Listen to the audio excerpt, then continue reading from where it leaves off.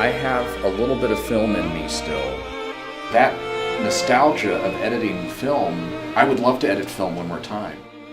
Most of what I do is computer editing, I'm an Avid guy, but in film, I have a film scanner, so I have a 1635 millimeter film scanner. We still have film mag machines, which again are extremely rare in this day and age. The main part of the film scanner purpose was archival. My dream here in the next 16 months, maybe with luck, would be that somebody does shoot film and that I get to transfer original raw negative that is newly shot. But pretty much that day is gone nearly completely. And so it is really purely an archival kind of endeavor that I continue to pursue. In addition to the image quality benefits, then you also gain the archival benefits, which would just be a film will last quite a bit longer than the typical digital file. For preservation, I very much care about film, partly because there's really not enough money in preservation these days. So there's a lot of film that hasn't been preserved that should be. There is a part of me, some of the things that I have in this building are mechanical things. So I have a 1917 film projector, and so you see the gears of this machine that was made in 1917. And so there's something about the mechanical physical world that makes me have some joy rather than looking at these.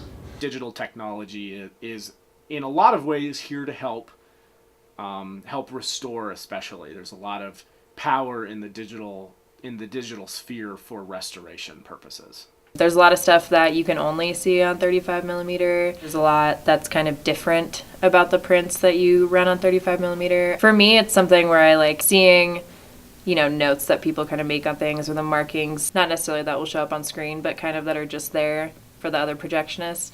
It's kind of like this weird language and like communication that's being passed down from projectionists that I'll never meet. What we're doing is, so all features come in several reels.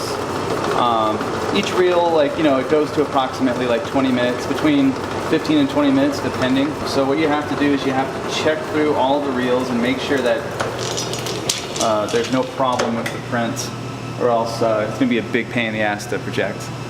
As a viewer, I love going to 70 millimeter when there's a film that's in 70 millimeter. I love going there. I love going to the Alamo Drafthouse and seeing film. My fondest memory associated with film would probably have to be going to see The Master on 70 millimeter. I actually flew out to Seattle just specifically to see that. I remember when the first shot came up of that film, I physically felt like I was being pushed into the back of my seat. It was just so visually rich.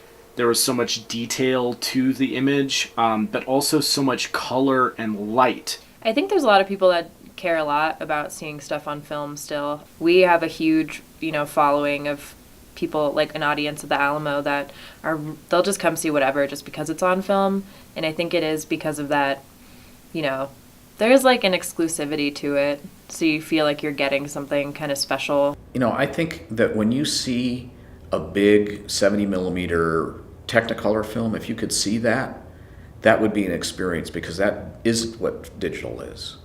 If you can see nitrate film ever projected, that's something that you will never get in the digital world. It has silver particles still within the film. It didn't get all washed out when it got developed. And so it sparkles. You see some of it even in digital transfers of old movies, 1930s, 40s movies. You can see this sparkle.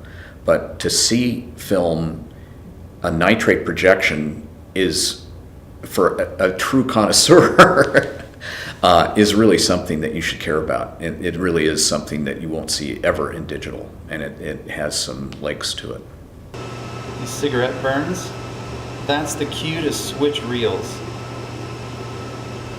So I'll notate that, I'll take a picture of it, and then whenever I see that come up on the screen, the scene, I'll know that changeover is about to happen. Okay, so we got... I always do stupid things like guy with beret stands disapprovingly. I don't think I would hesitate to say that film's time is done, and that unless it is something for archival reason, that I wouldn't be sad to see it go. I'd be sad, but I don't think that it's something that can be held on to, and I think it's probably an okay thing. A lot of people do think that film will become obsolete or dead. I don't think it will, partly because of the preservation and archival methods are just so much easier and cheaper with film. You put this film, in the bin, so that you could come and grab it and stick it and splice it, and then you go, okay, well, the trim, the stuff I didn't use, I got to keep track of that and put it over here on the bin so that I can find it. So then you do an edit, and you'd go, okay, well, I need to cut 5 frames out because I need to cut 5 frames out. And so you roll it back and you cut the 5 frames and you go, okay, I'm going to put it here on my knee because I don't want to put it up on the hook because I'm not sure I'm going to be done with it. And then you'd edit and you'd go, where's those 5 frames? I need 2 frames back. Oh shoot, it's on the floor. And so this is all film print.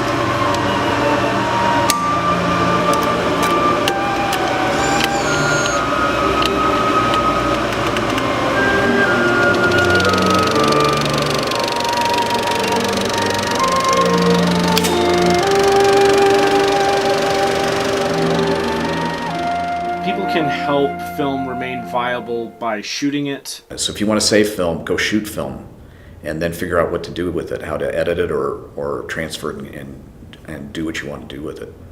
Kodak now does this like 35 millimeter day where theaters all kind of show like a specific, like really good condition 35 millimeter print. And we showed The Red Shoes. It was the first time I ever watched that movie at all, and it was like the most beautiful thing that I ever could have asked for.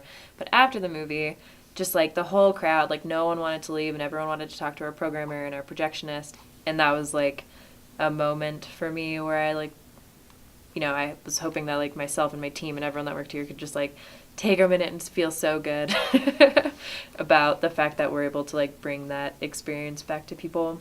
And that was really special.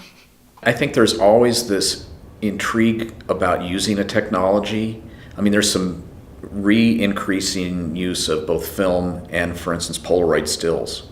And I think it is this thing that's an organic medium. It's something that's not a card, that it just feels different. And so I think people are intrigued by working in traditional photochemistry because it's just different. And it does have a different look to it. It does have a different feel. And it is fun. It's fun to do it because it's what the first 100 years of filmmaking was. Film has many technical limitations, such as, not being able to really preview, I guess you could call it, the image as you shoot it. But many of those technical limitations I found intriguing, and that really starts to instill this kind of discipline in a filmmaker. So this is the camera that I used for my senior thesis film at CU Boulder. It's the Arri 2C 35mm MOS camera. There is film in here, but you can open up the inside. You can see film is currently in the gate. Very, very easy to load. You can shoot around this, but most of this is unexposed 35mm. You can see Fast and the Furious, the train unit. Basically, all of this I got for 8 cents a foot, which if you got this new, it would cost a fortune.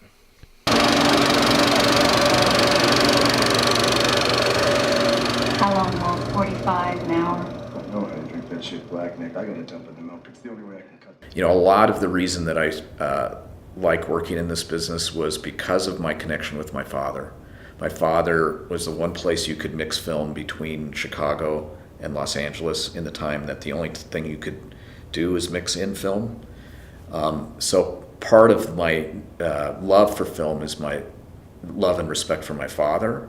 So if film ended, I would probably think about it being sad, because that was ultimately another thing that I miss about my dad. I think film matters because it is the American art form. It is what America created, along with jazz, I suppose you could say, on the music side, that kind of defines what people think of America being. And the idea of celluloid, of film, is really what people still think about if they care about the technology part of what we do. And so I think film is a part of America and our history, and I like that stuff.